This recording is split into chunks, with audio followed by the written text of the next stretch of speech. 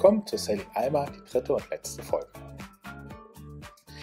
Wir sind also über die Biskaya mit richtig heftigem Unwetter gefahren und also nicht gesegelt sogar. Wir sind mit dem Motor von Alderney nach Can Marinas gesegelt, beziehungsweise gefahren, ja. Und haben also hier auch einen wahnsinnigen Sturm miterlebt und das war der erste.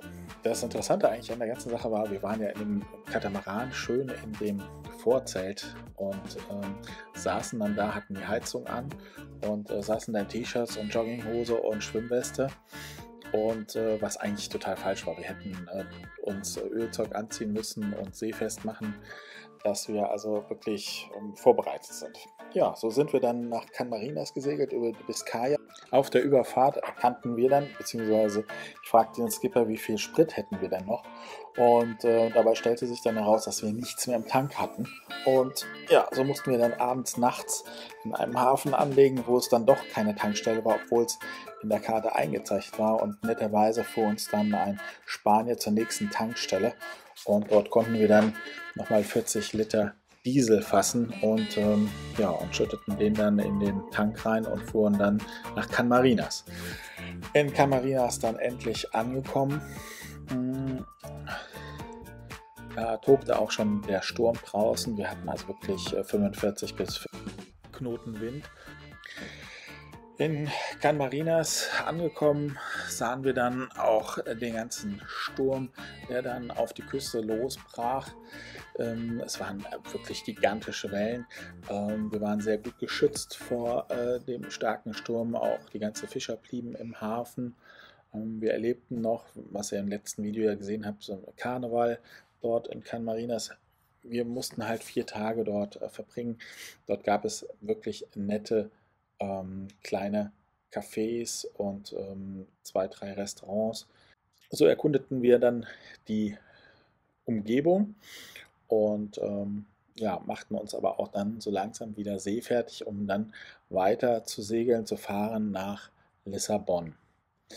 Als wir dann aus dem Hafen rausgefahren sind Richtung Lissabon, begegnete uns die See halt immer noch total stürmisch und aufgewühlt und es war schon echt anstrengend gewesen, diese Fahrt.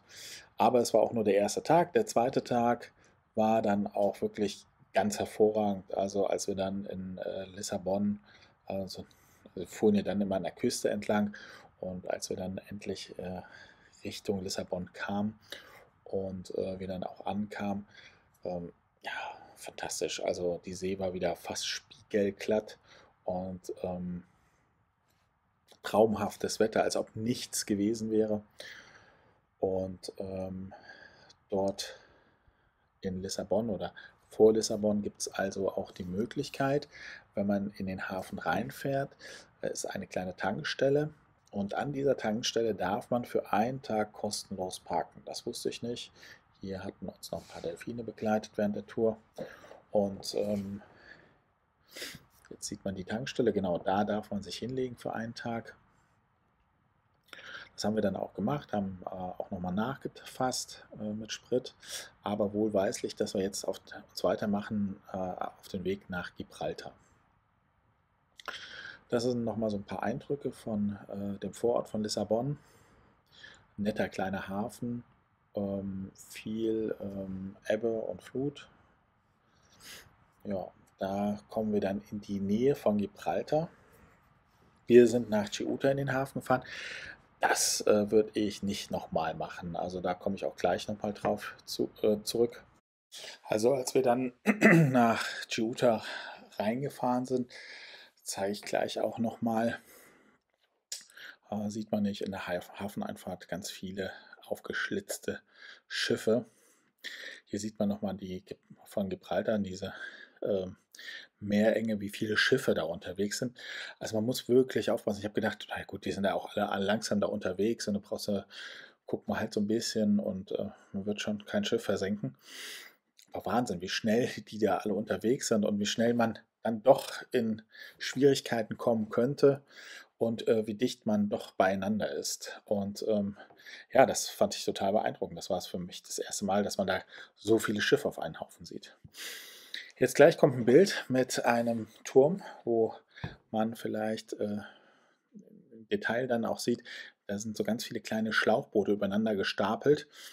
Und ja, die Besonderheit an diesem Bild, genau hier sieht man das, ist Schiffe. Das heißt, die Guardia Civil hat diese Schiffe alle aufgeschnappt und ja, und die Leute wurden halt alle ins Gefängnis geworfen. Und da, wo wir vor Anker lagen, oder nicht vor Anker lagen, sondern im Hafen lagen, links und rechts von uns, das waren auch zwei Schiffe, wo die Leute halt für 5 Jahre ins Gefängnis gehen mussten. Und ja, und wir saßen dann da in Ceuta abends im Restaurant und dann habe ich gesagt, nee, boah, wenn jetzt jemand aufs Schiff kommt und uns da irgendwelche Drogen versteckt, dann bin ich dran. Und so habe ich mich dann entschlossen und gesagt, auf geht's, wir fahren weiter. Ne? Und ja, und Malcolm und mir war es halt eben nicht so ganz geheuer, weil wir sind halt noch übrig geblieben.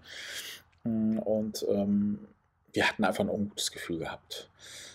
Ansonsten, das Essen war typisch spanisch, super lecker und kleine Tapas, wie man hier sieht.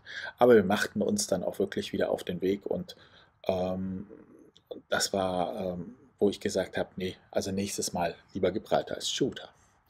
Hier sind wir auf der letzten Etappe von Ceuta nach Barcelona und dann sieht man wieder, es war hervorragendes Wetter, absolut Windstille und so fuhren wir halt eben über das Meer an Mallorca, Ibiza oder beziehungsweise umgekehrt Ibiza, Mallorca dran vorbei, hier zwischen den Schiffen durch. Das sind immer so ganz viele Trawler, die halt Fisch fangen. Und so kamen wir dann in Roda de Barra an, wo wir heute noch liegen. Das ist ein kleiner Hafen, der relativ neu ist, hatte eine Insolvenz hinter sich. Aber ansonsten ist das ein ganz netter kleiner Hafen, wo man sein Schiff für günstiges Geld ablegen kann. Man landet in Barcelona und fährt dann mit dem Leihwagen von Barcelona dann immer dorthin. Da ist kein Bahnhof. So haben wir unser Schiff festgemacht und dort angelegt in Roda de Barra. Und so liegen wir jetzt da und ja, genießen die wunderbare Zeit in dem kleinen Hafen.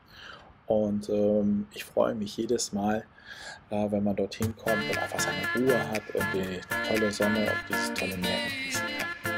Ich bedanke mich bei allen und wünsche ein schönes Wochenende.